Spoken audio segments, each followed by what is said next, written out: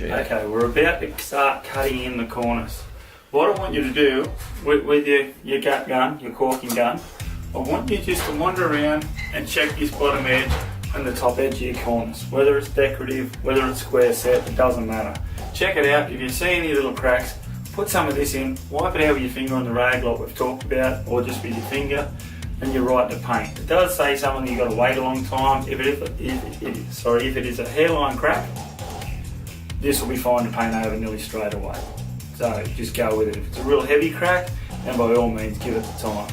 Make sure you do this and don't think the paint's going to fill it. As the paint dries and shrinks a little bit, your crack will reappear and you'll think, oh, geez, I wish I had done that when laying in bed looking up. Alright, that's what makes the difference between a professional and an amateur. So we want your job to look the same as mine, and there's no reason why you can't. It's only practice. So we've got our paint. Remember, I'll keep saying this all the way through these videos, wipe out on one side. It does make a big difference. While I can reach this off the ground, I'm going to use steps to show you guys. Use them safely. Make sure they're well grounded, well industrial step, or whatever you've got, just make sure you stay safe. So what we're going to do now is we're going to paint. So we've bleached the ceiling, we're ready to go. Here's the fun bit, the bit you've been waiting for. So we paint, the ceiling's always done first. We paint it out, and we paint it out, I only want to come out, say 2 or 3 inches, 75mm, because the further out you bring this, the more you'll stay out with your roller. We want your roller to come in close, so you've got a nice even texture around your room.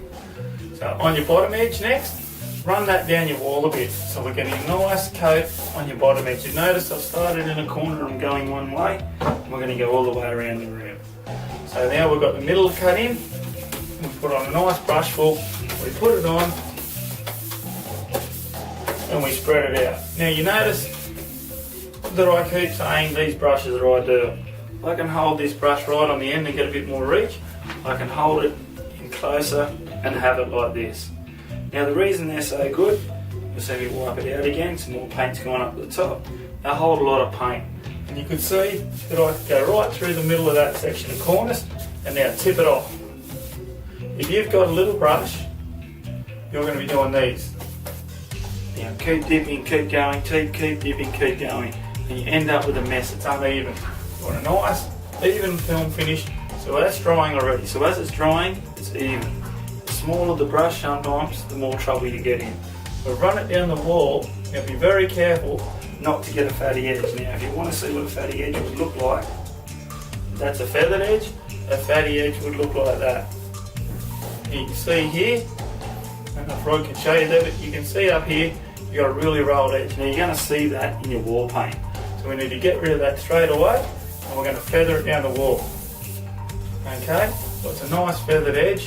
When we bring our wall paint up to it, you won't see where we're cutting the ceiling when we finish the walls. You don't want to create any more trouble than you have to. So we'll go again, and I'll show you. Just remember I've been doing this for 25 years, and my father a lot longer before that. So if it looks easy, it is to me. I know you'll struggle with it a little bit, but just persevere, you'll get great reward. This is the fun bit. So again, we're going to do across the top. No rhyme or reason, I just like going across the top first. I'll do your 2 edges first, your bottom edge again. I'll feather it down so you can see it nicely. Okay, and now we're going to do our middle last. We get our middle on. You can see I start like this. Now if I want more paint out the brush, I'll turn it. You get your brush, feather it off, always feather back into the paint. If you start, I don't know if you can see, but if you start backwards and drag forwards, you'll get a mark. Not so critical in ceilings, but if you run everything the same and you're pedantic about it all, you'll get a great finish on your walls. Your ceiling will be a good way to start off. So I'm leaning out now. Always remember, stay sure, put it on your ladder. I'm only one step up. If I was up high, then I'd be doing it a lot more cautious. So just be careful on your ladder that you don't fall off. You don't want to fall off ladders or anything else. So I've gone to the corner, and that's one cornice cutting. You can see how quickly that was done. I was talking all the way. You could have this done in an hour.